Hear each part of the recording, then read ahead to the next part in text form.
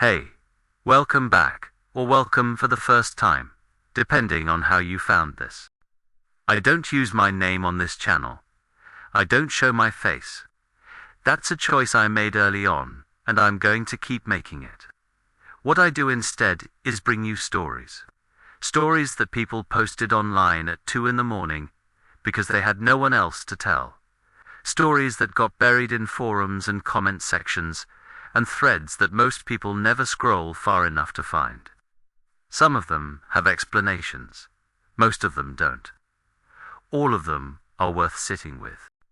Tonight's story came from someone who thought they were losing their mind. After you hear it, you might understand why. I started a new job last month and everyone there thinks I've been working with them for 9 years. I'm writing this from my car in the company parking lot. I don't want to go inside. I don't know if I can keep going inside. I need someone to tell me what's going on because I'm running out of explanations. And the explanations I have left are making things worse. I started a new job 4 weeks ago. Medium-sized company. Marketing department.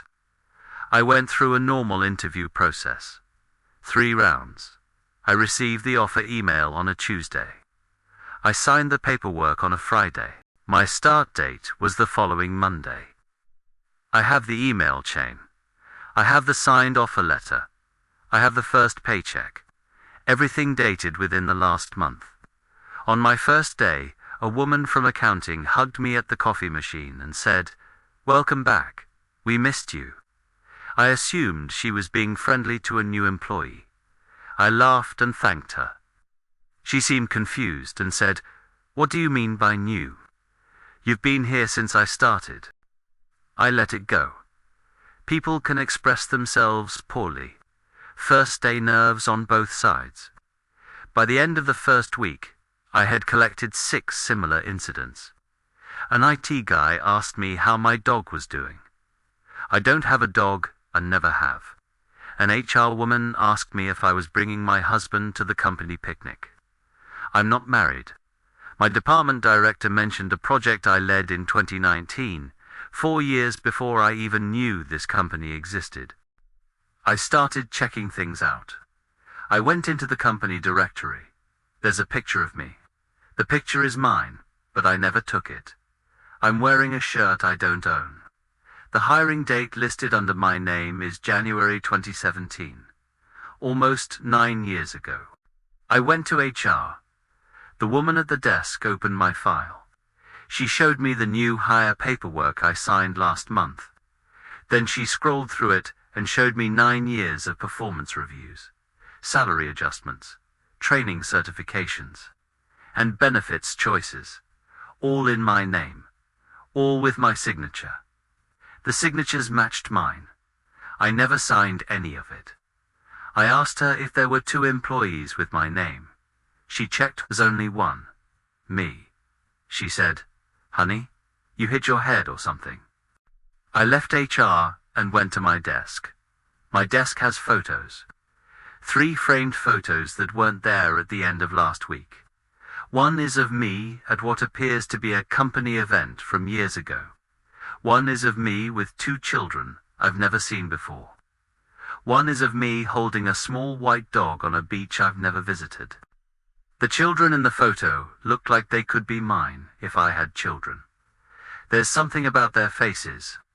I sat at my desk holding that photo for a long time and couldn't stop looking at the oldest one because she has exactly my eyes. That was last Tuesday. For the rest of last week, I tried to act normally. I did the work I was actually hired for.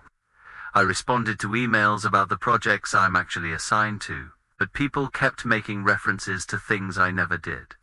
A colleague asked if I wanted to have lunch like we used to. The receptionist asked how my mother was recovering from surgery. My mother is fine. She didn't have any surgery. I haven't spoken to her in 3 weeks because we're in the middle of an argument. On Friday, the IT guy came by my desk and said, "Hey, your old laptop finally broke. Want me to grab something from it before I clean it up?" I asked what he meant. He showed me a laptop on his cart with my name on a label. Service tag dated 2080. He said it was my work machine until last year when I switched to the one I have now. I asked if I could see what was on it. He plugged it in. The desktop loaded. The wallpaper was a picture of me with the same two kids from the framed photo.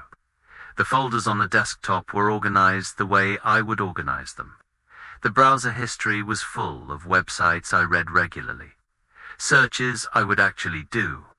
Emails open in tabs from a personal address that isn't mine, but has the same structure I use to name my emails. I asked if I could take the laptop home over the weekend before he cleaned it. He said yes. I spent the weekend analyzing it. 9 years of my life on that laptop. Photos with the children. Photos with a man whose face I've never seen. Tax documents. Travel itineraries to places I've never been. Doctor's appointments I never had. School emails about parent-teacher conferences for children whose names I don't know. A whole life, detailed. Specific mind in every way that matters, except I never lived any of it. The man in the photos is wearing a wedding ring. I am also wearing one in the photos. I don't have a wedding ring. I've never been married. I checked my hand. There's a pale, faint mark on my ring finger where a ring would be. I've never worn a ring. I don't know how that mark appeared. This morning I went in and the receptionist smiled at me and said, "Your daughter is feeling better." I don't have a daughter. I said what you said. She looked at me and her smile faded. She said, "Your daughter. The little one. You said yesterday that she had a fever." I don't remember speaking to her yesterday. I don't have a daughter. I went to my desk. The framed photo of the two children was still there. The younger one is maybe 6 years old. She has my eyes. I've been looking at that photo for an hour and I can't stop because something in my chest hurts when I look at it. And I don't understand why it hurts because I've never met that child. I checked my phone. There are no contacts I don't recognize. No pictures of children. No messages from anyone calling me Mum. My personal email is the same one I've had for years. Nothing in it about a family. But on my work laptop, which I just got at this job 4 weeks ago, the calendar has an appointment for tonight at 6 p.m. that says, "Pick up Maddie from dance." Maddie is the name of the oldest child in the photo. I didn't put that appointment on my calendar. I'm sitting in the parking lot writing this because I don't know what happens if I go back. I don't know what happens if I leave. The receptionist has my supposed daughter's name. The HR system has 9 years' worth of documents. Other people remember a version of me that's been here since 2017. They're not lying. I can tell. They believe everything they're telling me. The only person in this building who thinks I'm new here is me. I keep coming back to the framed photo on my desk. The older girl, Maddie, she has my eyes. And there's a small chip in her front tooth. The same chip I have in my front tooth, from when I fell off a swing when I was 7. I don't know what to do. I don't know who to call. My family will think I'm having a breakdown. I can't tell my real friends, because they only know the version of my life I'm living. There's another version of my life sitting at a laptop in my passenger seat, and a child. Somewhere who has my chipped tooth, and someone will expect me to pick her up from dance class in 3 hours. I'm driving home now.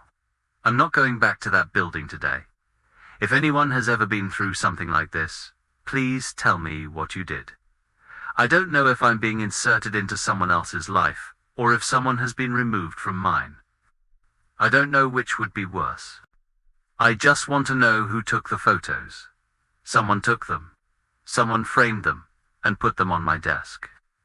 That person knows what's going on here. I need to find them before 6 p.m. tonight, because I can't stop thinking about a child. I've never met waiting outside a dance studio for someone who isn't coming. That's all for this one.